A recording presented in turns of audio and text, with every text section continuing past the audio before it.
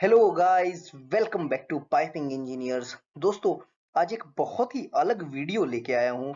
दोस्तों, ये जो टॉपिक है आने वाले टाइम में बहुत ही चलेगा और बहुत ही इंपॉर्टेंट है। दोस्तों, आज हम बात करने वाले हैं ग्रीन पाइपिंग सिस्टम्स के बारे में। बहुत लोग जानते नहीं है इस चीज के बारे में और यह चीज आजकल डिस्कशंस में है। तो मेरे को लगा कि शायद इसके ऊपर एक वीडियो बनाना चाहिए और आप लोगों को बताना चाहिए कि ग्रीन पाइपिंग सिस्टम्स क्या होते हैं। दोस्तों, अगर आप ऐसे ही बेहतरीन वीडियोस चाहते हैं तो हमारे चैनल को प्लीज लाइक करो, फॉलो करो और सब्सक्राइब करो।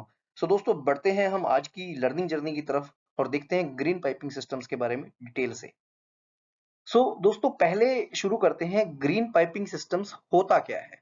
ग्रीन पाइपिंग सिस्टम जैसा आप नाम से ही पता चल रहा है, कुछ ग्रीनरी से रिलेटेड होगा। ये फोटोग्राफ भी लगाया है, बहुत ही सुंदर दिख रहा है।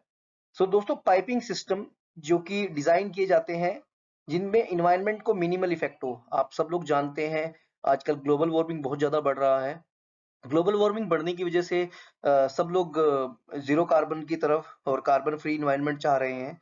तो उसी तरीके से आपको पता है कि थोड़े टाइम बाद जो पाइपिंग सिस्टम्स होंगे तो वह भी इन्वायरमेंट फ्रेंडली हमें डिजाइन करने पड़ेंगे।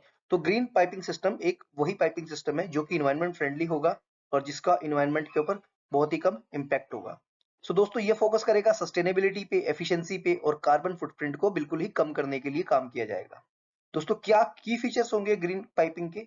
Is use of eco friendly materials, यानी कि आप देख रहे होंगे कि बायो वेस्ट और जो हमारा रिसाइकल मटेरियल है, हम उससे पाइपिंग सिस्टम्स को डेवलप करेंगे ताकि हमारा जो एनर्जी है वो हम कम कम कंज्यूम करें और एट लास्ट कार्बन फुटप्रिंट कम हो सके। Reduced energy usage in production and operation.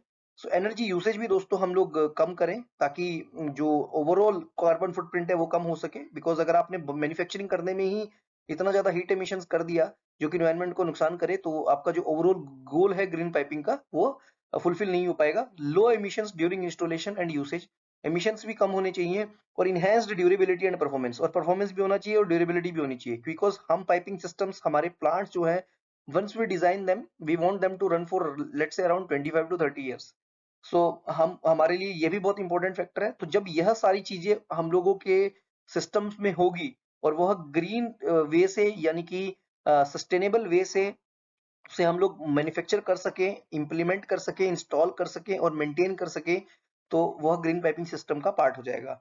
Example क्या है दोस्तों? जैसे हमारे piping system HDP high density polythene से बना सकते हैं हम लोग, पीएक्स क्रॉस लिंक पॉलीथाइलिन और हाई अदर रिसाइकलेबल मटेरियल्स। तो कुछ ये इस तरीके के मटेरियल्स हैं। काफी जगहों में, स्पेशली यूरोप में, इन मटेरियल्स को लेके पायलट प्रोजेक्ट्स भी चल रहे हैं।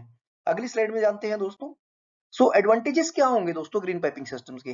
क्या करना है, क्यों करना है ग्रीन पाइपिंग सिस्टम? पहली बात तो इंटरनेशनल नॉर्म्स आपके इतने स्ट्रिक्ट हो जाएंगे, जो कंट्रीज हैं वो आपको नॉर्मल मटेरियल इंस्टॉल ही नहीं करने देगी। बिकॉज कार्बन फुटप्रिंट इतना बढ़ जाएगा, ग्लोबल वार्मिंग इतना ज्यादा हो जाएगा कि आपके पास कोई ऑप्शन ही नहीं बचेगा। तो रिड्यूस्ड कार्बन फुटप्रिंट सबसे पहला और सबसे इंपॉर्टेंट पार्ट है। Next is lower operational cost. Efficient energy design reduces energy consumption and cost, resulting in long term savings from reduced maintenance and replacement needs. हम लोग इंजीनियर हैं, हम लोगों को पाइपिंग, हम लोगों को अपने ऑपरेशनल सिस्टम्स इस तरीके से डिजाइन करने होते हैं कि उनका हम लोगों को कैपेक्स तो कम पड़े, बट ओपेक्स उससे भी कम पड़ना चाहिए। अगर ऑपरेशन कॉस्ट बहुत ज्यादा हो जाएगा तो हमारे वो फिजिबल ही नहीं बचेंगे सिस्टम्स और हम उन्हें चालू नहीं कर पाएंगे। तो इसलिए हमें चाहते हैं कि उनका लोअर ऑपरेशन कॉस्ट हो, ड्यूरेबिलिटी एंड लेस मेंटेनेंस रहे। अगेन मैंने आपको बताया कि ड्यूरेबल और लेस मेंटेन्ड सिस्टम ही सस्टेन्ड सिस्टम रहता है। अगर नहीं होगा तो बहुत दिक्कत हो जाएगी। तो ग्रीन पाइपिंग सिस्टम आपका ड्यूरेबल भी रहेगा और मेंटेनेंस कॉस्ट कम रहेगी। और ग्लोबल स्टैंडर्ड्स जो कि इंपॉर्टेंट है, आईएसओ 1401 जैसे स्टैंडर्ड्स उसको कंप्लाई करना पड़ेगा। At the end of the day हमारे बहुत सारे एसमे के स्टैंडर्ड्स भी, जो कि हमारे पूरे के पूरे प्रोसेस इंडस्ट्रीज, पावर इंडस्ट्रीज को गवर्न करते हैं, उनमें भी चेंजेस लेके आने पड़ेंगे। अगली स्लाइड में देखते हैं। एप्लीकेशंस क्या है दोस्तों, कहाँ कहाँ हम यूज कर सकते हैं? सोचने की बात यह है कि जब ग्रीन पाइपिंग सिस्टम के बारे में बात करेंगे तो हमें पूरा का पूरा जो हमारा इकोसिस्टम है उसे ही ग्रीन बनाना पड़ेगा। नहीं तो ऐसा ना हो कि हम लोग एक सिस्टम को ग्रीन बना दिए और दूसरा सिस्टम हमारा इतना ज्यादा एमिशंस करे तो हमारा ओवरऑल कार्बन फुटप्रिंट जो कम करने का, जो रिड्यूस करने का हमारा पर्पस है, वो फुलफिल ही नहीं हो पाएगा। तो ऑयल एंड गैस में हम इसको यूज करेंगे, वाटर ट्रीटमेंट में दोस्तों, एचवीएसी सिस्टम्स में, फूड एंड फार्मास्यूटिकल इंडस्ट्रीज में, इन सब चीजों में बेसिकली यही प्रोसेस की इंडस्ट्रीज हैं। या आपके स्टील प्लांट्स होंगे या आपके पावर प्लांट्स हो गए, तो इन सब में भी हम इन सिस्टम्स को यूज करेंगे और यह यूज करने पड़ेंगे। नहीं तो आगे इन्वायरमेंट के लिए बहुत ही प्रॉब्लम हो जाएगी। अगली स्लाइड में बढ़ते हैं। चैलेंजेस क्या है दोस्तों? लिमिटेशंस भी हैं, क्योंकि अभी ग्रीन पाइपिंग सिस्टम इतना पॉपुलर नहीं हुआ है। बहुत सारे लोग जो आज ये वीडियो देख रहे होंगे उन्हें ग्रीन पाइपिंग सिस्टम्स के बारे में पहली बार पता चलेगा। ऑब्स्टेकल क्या रहेंगे दोस्तों? हायर इनिशियल कॉस्ट, क्योंकि बहुत ही इनिशियल स्टेज में है टेक्नोलॉजी। अभी जो हमारे ऑलरेडी डेवलप्ड सिस्टम्स हैं, ऑलरेडी डेवलप्ड जो मटेरियल है, हम लोग वही यूज करते हैं, तो इनिशियल कॉस्ट बहुत ही ज्यादा होगा।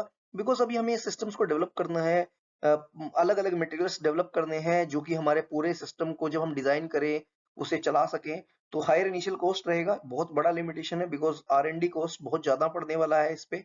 लिमिटेड अवेलेबिलिटी, तो मैंने आपको बताया कि अभी बहुत ही कम मात्रा में ये है, और यूरोप जैसे बड़े देशों में, जो अमीर देश हैं, डेवलप्ड नेशंस हैं, वहां पे इनके पायलट प्रोजेक्ट चल रहे हैं। अभी ये वाइडली अवेलेबल नहीं है, but with the time they will be available, and I am saying ये इन्फोर्स कर दिए जाएंगे, बिकॉज आपको इन्फोर्स करना पड़ेगा, नहीं तो आप अर्थ को बचा नहीं पाएंगे।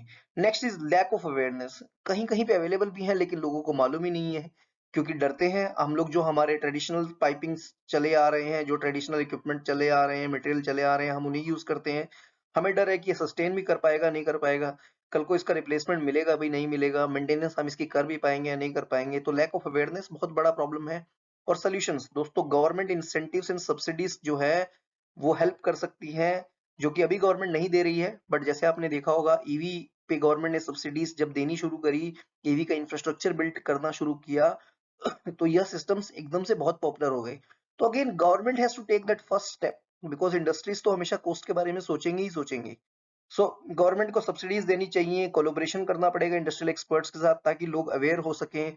अवेलेबिलिटी जो है वो कम है उसकी, उसको प्रमोट करना पड़ेगा, ताकि जो मेरा ओवरऑल इकोसिस्टम है वो पूरा का पूरा ग्रीनरी की तरफ या फिर रिन्यूएबल एनर्जी की तरफ मूव ऑन कर सके।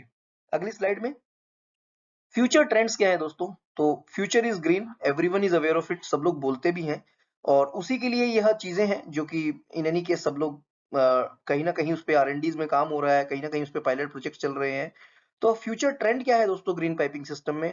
Integration with renewable energy. तो मैंने आपको बताया कि आप एक सिस्टम को ऐसा नहीं कि ग्रीन कर दो, या एक सिस्टम को रिन्यूएबल कर दो, सस्टेनेबल कर दो, और बाकी सिस्टम आप वही कोल पावर्ड, जैसे आपके कोयल पावर्ड पावर प्लांट्स होते हैं, वही चलाते रहो। तो आपको पूरा का पूरा इकोसिस्टम रिन्यूएबल बनाना पड़ेगा। Utilization of solar powered pumps in piping system and development of hybrid systems that combine green piping with renewable energy. तो पंपिंग है वो आपको सोलर सिस्टम से चला रहे हो आप, जो मटेरियल है पाइपिंग का वो आप ग्रीन पाइपिंग यूज कर रहे हो। तो जब ये पूरा इकोसिस्टम आप रिन्यूएबल की तरफ या फिर सस्टेनेबल मटेरियल की तरफ, इन्वायरमेंट फ्रेंडली मटेरियल की तरफ ले जाओगे, तभी आपको इसमें कामयाबी मिलेगी। अगला है government policies. Again I told you कि जैसे ईवी का एग्जांपल है, गवर्नमेंट ने इन्फोर्स किया, गवर्नमेंट ने सब्सिडीज दी, तो उसी तरीके से गवर्नमेंट को इन पॉलिसीज लेके आनी पड़ेंगी। मैं आपको पहले ही बता रहा हूँ कि आप आने वाले टाइम में देखना कि गवर्नमेंट इन्फोर्स कर देंगी कि आप इससे ज्यादा कार्बन कार्बन कंटेंट वाला मटेरियल यूज ही नहीं कर सकते, जो आपका कार्बन एमिशन इतना दे रहा है। तो गवर्नमेंट पॉलिसीज बहुत इंपॉर्टेंट चीज है, because government policies are one of the thing which leads it from the front. Next is advancements in material, research and development of new biodegradable and recyclable materials, along with innovations in material science to enhance performance.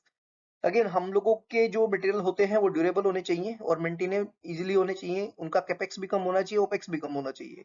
वो उसके ऊपर R&D studies चल रही हैं, और वो करनी पड़ेंगी, नहीं तो हम लोगों को जो हमारे ऑप्शंस हैं, अवेलेबल ऑप्शंस हैं, उनमें हम लोगों को नेक्स्ट ऑप्शन नहीं मिलेगा।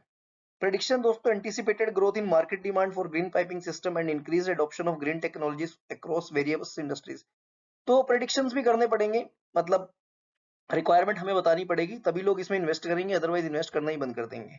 दोस्तों आज थोड़ा सा हट के वीडियो था, मुझे पता नहीं आप लोग देखेंगे नहीं देखेंगे, बिकॉज कुछ लोग वीडियो देखते ही नहीं है, सिर्फ वो क्वेश्चंस पूछते हैं। आप अगर ये आपको कुछ और वीडियोस इस टॉपिक पे चाहिए, कोई जानना चाहता है, तो प्लीज हमसे कांटेक्ट करिएगा, हम लोग बहुत खुश होंगे बता के, बिकॉज हम लोग कुछ खुद प्रोजेक्ट्स में इनमें काम कर रहे हैं। दोस्तों आगे की वीडियोस के लिए प्लीज हमारे चैनल को लाइक करिएगा। आशा करता हूँ आपको ये वीडियो पसंद आया होगा, और आगे की वीडियोस के लिए प्लीज हमारे चैनल को लाइक करें, फॉलो करें, सब्सक्राइब करें। धन्यवाद दोस्तों।